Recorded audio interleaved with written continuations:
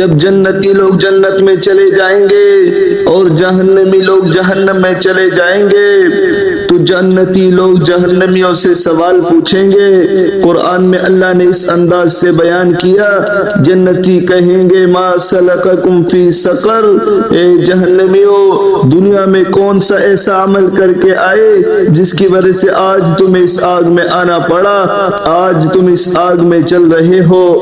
وہ جواب دیں گے قالوا لم نک من المصلین، کہ اے جنتیوں دنیا میں ٹائم ہوا کرتا تھا، اللہ کے ذکر کی طرف جانے کے لیے ٹائم ہوا کرتا تھا،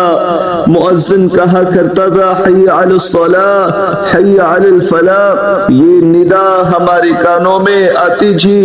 لیکن پھر بھی ٹائم ہونے کے باوجود بھی ہم دنیا میں رہ کر اللہ کا ذکر نہیں کرتے تھے، نماز نہیں پڑھتے تھے، جس کی وجہ سے آج ہمیں جہنم میں آنا پڑا۔ دوسری وجہ بتائیں گے، وہ کہیں گے وَلَمْ نَكُ نُطْعِمُ الْمِسْكِينَ، کہ اے جنتیوں اللہ نے ہمیں مال دیا تھا، اللہ نے مال و دولت عطا فرمایا تھا، لیکن پھر بھی اللہ کے نام پہ دینا ہمارے لیے موت سے بڑھ کر ہوا کرتا تھا۔ دنیا کے فضول کاموں میں اپنا پیسہ خرچ کرتے تھے، لیکن جب اللہ کے نام پر دینے کی باری آتی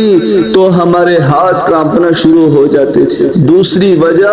جہنم میں آنے کی ہماری یہ ہے۔ نمبر 3 پہ وہ وجہ بتائیں گے وَكُنَّا نَخُوضُ مَعَ الْخَائِضِينَ، کہ ہم فضول یعنی کاموں میں اپنا ٹائم ضائع کرتے تھے، اللہ کے ذکر کی طرف جانا، درود پاک پڑھنا، اللہ اور اس کی نبی کو یاد کرنا ہمارے لیے موت سے بڑھ کر ہوا کرتا تھا۔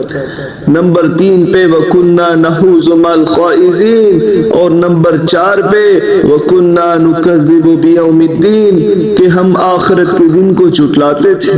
ہم قیامت کے دن کو جھٹلاتے تھے۔ میرے بھائیو قیامت کے دن کو جھٹلانا،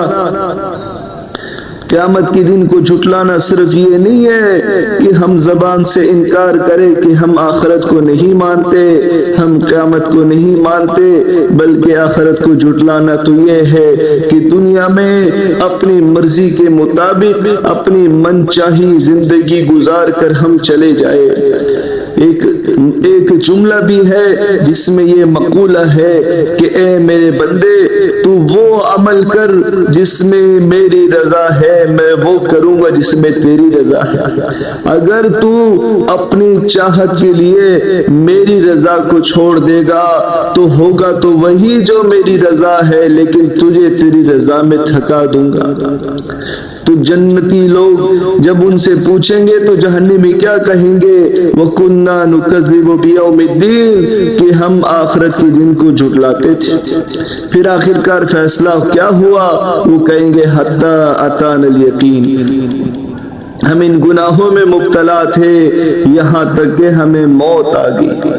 اور موت کے بارے میں ایک بہت ہی مشہور عربی کا مقولہ ہے الموت لیس منہ الفوت، کہ موت ایک ایسا پیالہ ہے، ایسا جام ہے جو ہر کسی کو پینا پڑے گا،